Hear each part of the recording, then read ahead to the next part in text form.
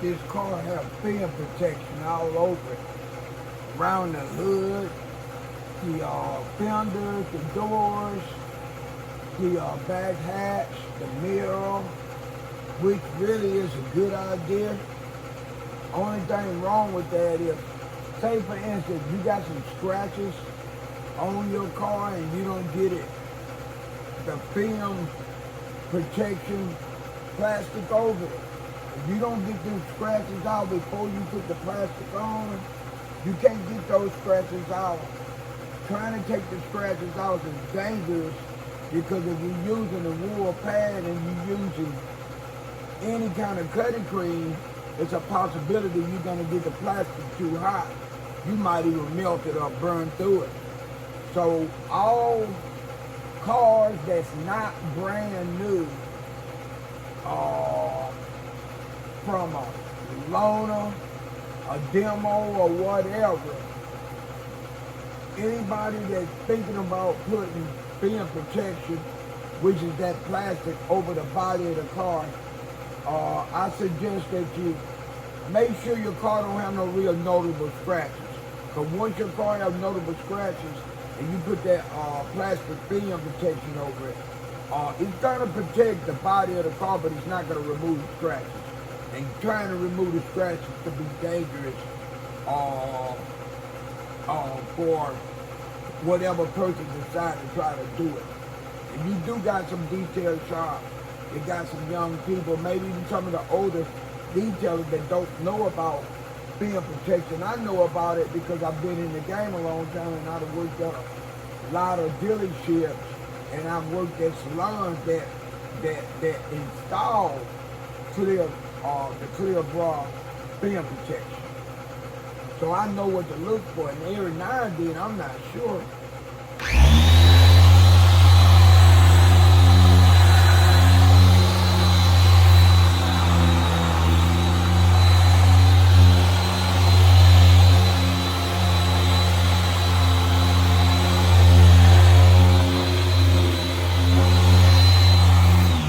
Now to make it more clear, I have buff cars with the film protection, plastic protection, the film plastic protection on it. I buff cars, but I had to be extremely careful.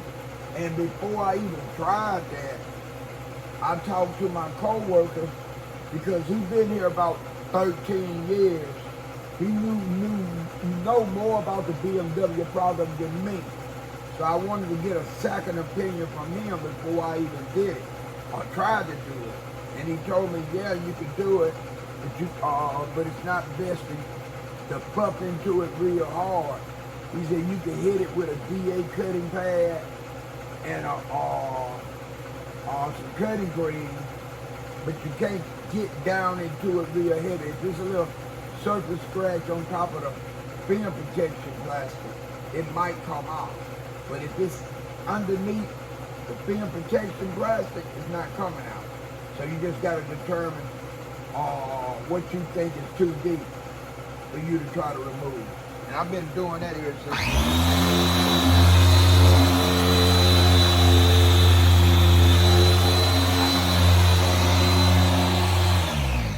Some detailers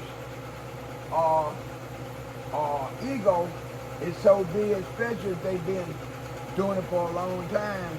They feel like they ain't got to ask nobody nothing. They know it all. I don't feel like that. If I felt like I knew it all, this job would be boring to me.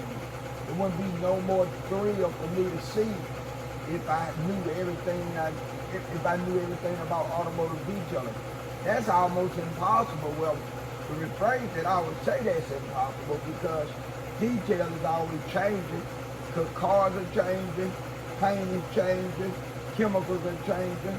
So you got to change with the times. That's how I incorporated the innovator in my name. And I only been the innovator maybe 10 years.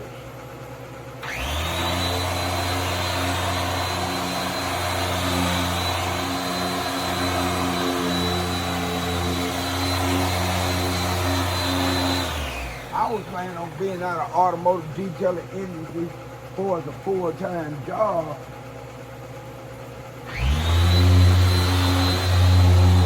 a long time ago. There wasn't gonna be no reason for me to innovate, cause I wasn't gonna be doing it. But I stayed in it longer than I thought I would. So in order to be relevant, I had to change with the times.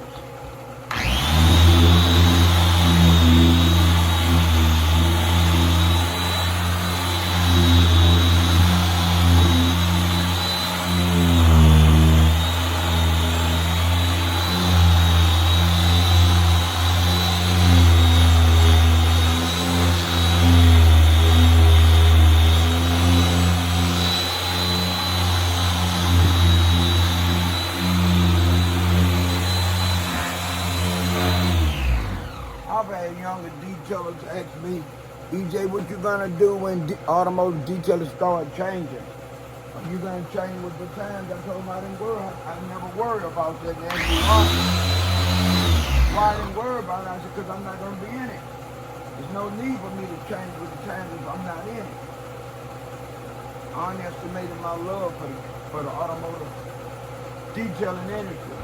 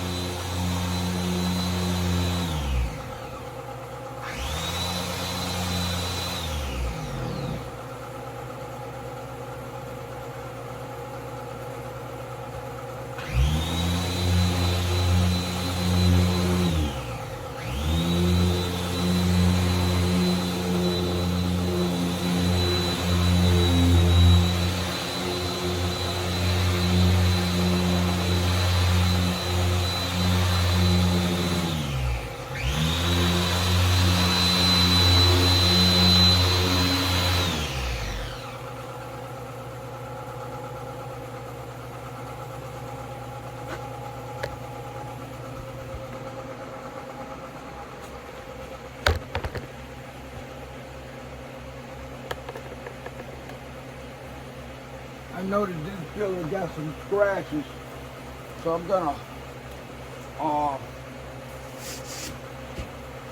take off my finishing pad, grab my cutting pad, my DA cutting pad, and some cutting grease. I'm gonna work the scratches a little bit.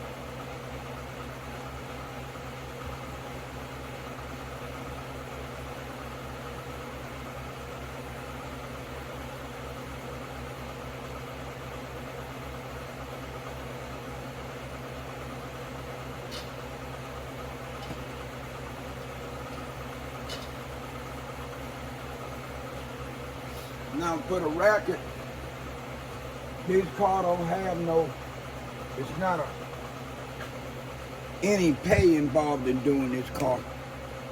Well, not car, but SUV. We worked out another deal that allowed him to buy me one lunch, and we worked out a deal on something else.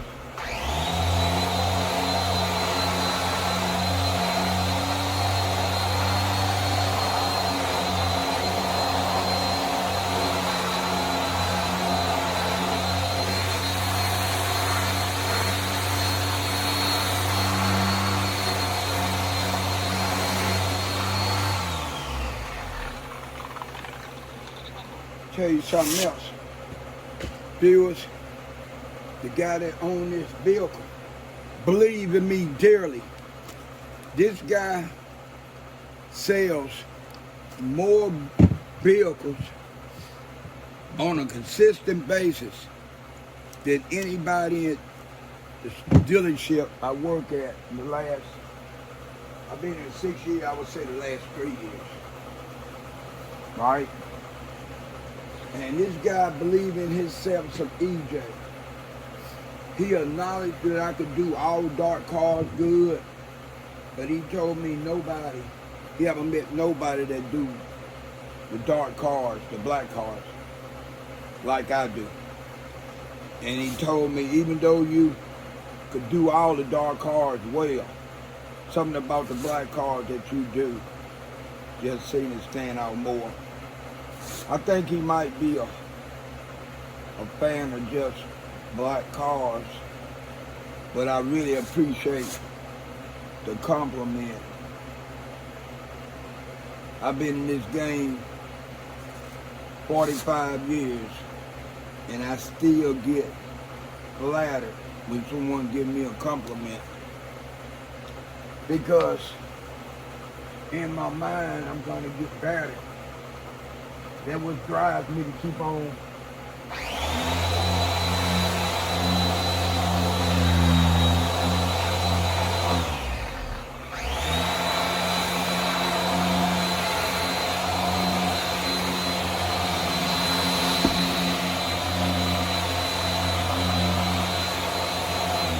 That's why it's hard for automotive detailing to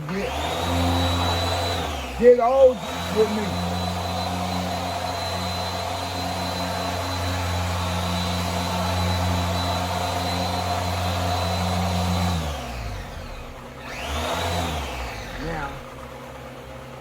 I'm going to specify that I enjoy doing headlight restoration, engine compartments, and exterior bump job, all kinds. That's what I mean when I say I love automotive detailing. I do interiors.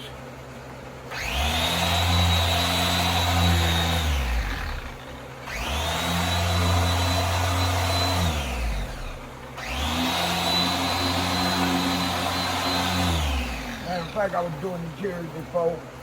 I was hired, my first automotive detail job in Mobile, in the city I was born and raised in.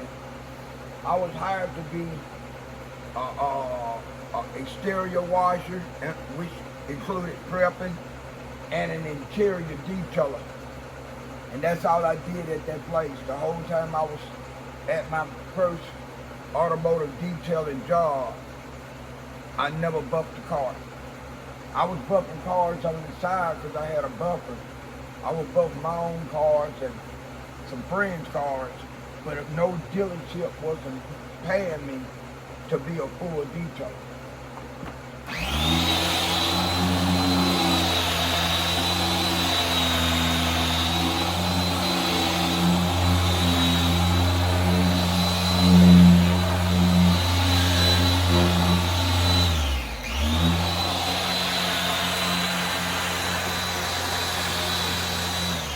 To be more honest about it,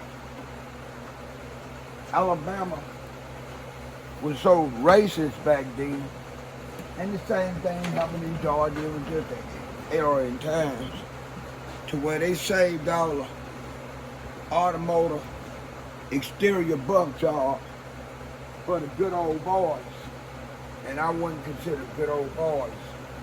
And typified good old boys, I would say the white guys. There wasn't no Mexican, wasn't no Asians, no black bumping no cars. Not during the time I first started, right along, you know, when I started in 80, on forward until I moved to Georgia, and I didn't start working with Asians and Mexicans until, I would say, 95, 94, 95.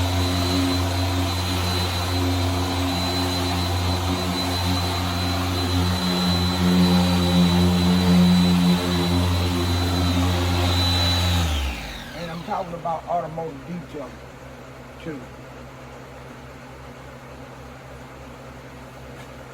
I'm speaking of, you know, start detailing with them, against them, or however you want to call it. Okay, I'm gonna start hitting these doors.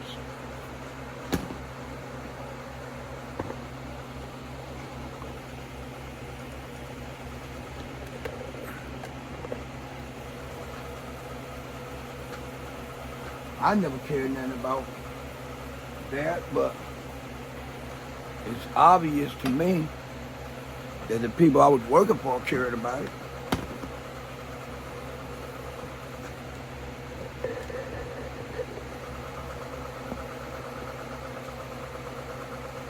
They cared enough about it to make sure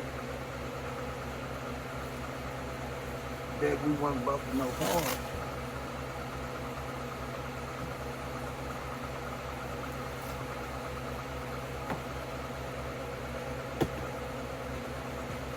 But what I learned to do interior details with almost as equal enthusiasm as I did everything else.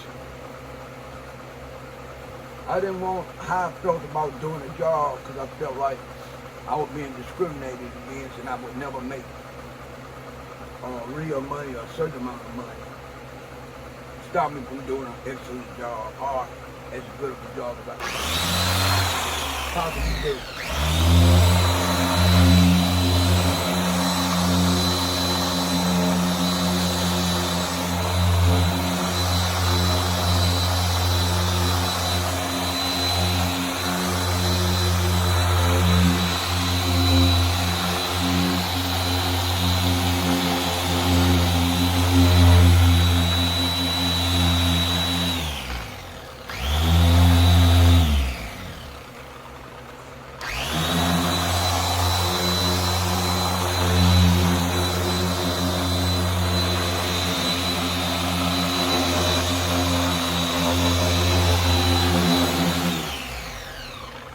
Kept on working on my exterior box job skills.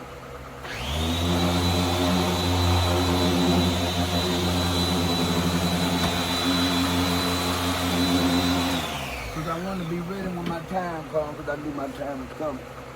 And it did come. My time came in 1984.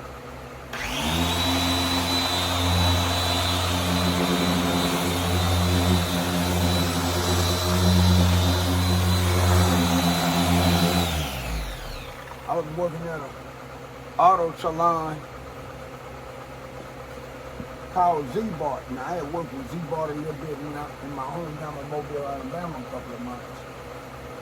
So that was how I was able to get the job working at Z-Bart. They was located in Chamblee, Georgia, which was outside the city of Atlanta.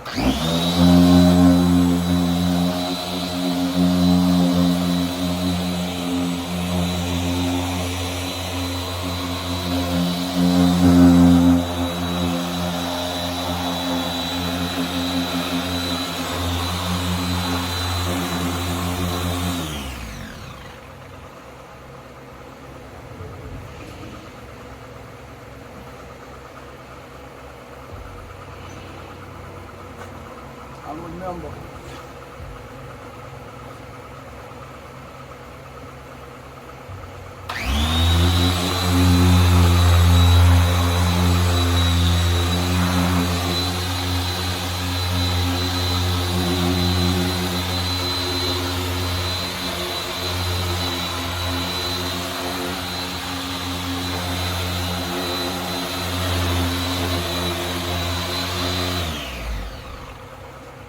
remember this job paid on various days. It was never on the same day, or it didn't have to be the same day. It switched up from, you might get paid on the Monday, you might get paid on the Thursday, you might get paid on the Friday. However it fell is how you got paid. And I remember one time, it was a Friday, and they had a contract with these government contracts to where all the little 4 fair months of fair lanes, which a lot of y'all younger guys don't know what I'm talking about, what the government was using them to ride the COs around on base. And after they got to putting so many miles on them, they would have them detailed and they would go to the government auction and sold off. We had got paid on Thursday. When that Friday came, none of them good old boys, them good old detail boys, none of them came to work.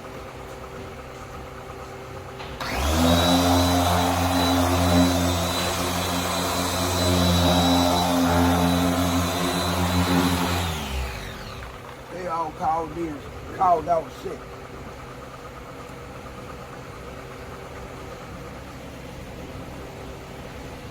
Left the owner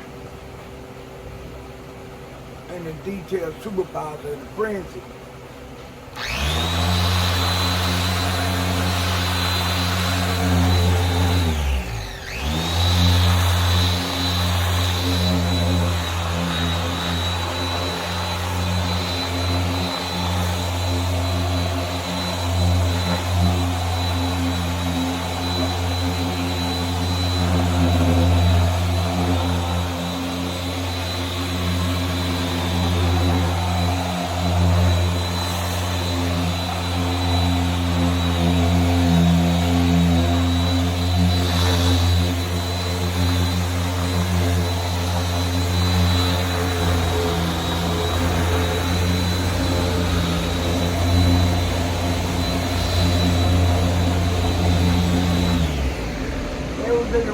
So bad they were trying to find somebody to replace those good old boys.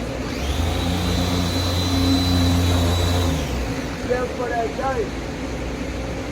And all the other customers they had, well, all the prep guys and security guys they had, they didn't know how to club, they didn't know.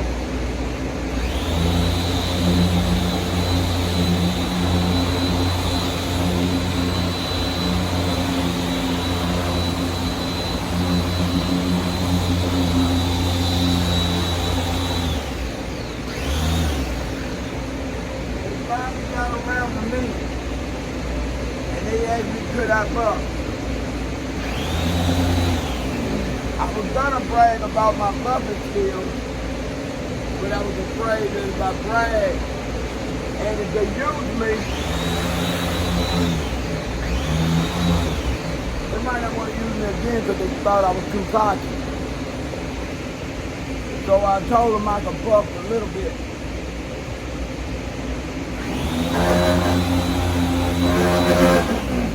And he told me a little bit is fine. We just got to bump a little shine on these cars. So I'm going to take you off the line. You won't be doing no preps and no interior. I want you to go over there and start buffing. I was feeling excited, but I didn't show it. And at the end of the day, he told me, he said, you know, son, you can actually buff better than you think you can. He said, I'm going to take you out prepping and doing interiors and put you on with the guys that buff.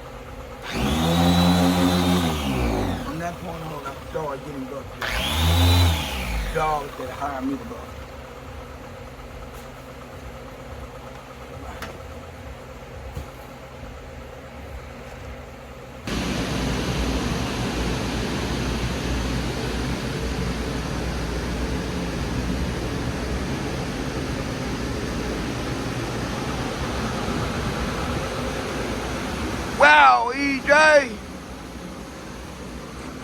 got that old diesel X5 looking good. Wow, EJ, look at that. Look at that, EJ.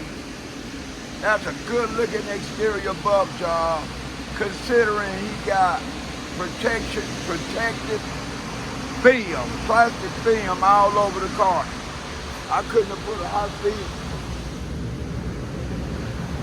Just pull it the straight way.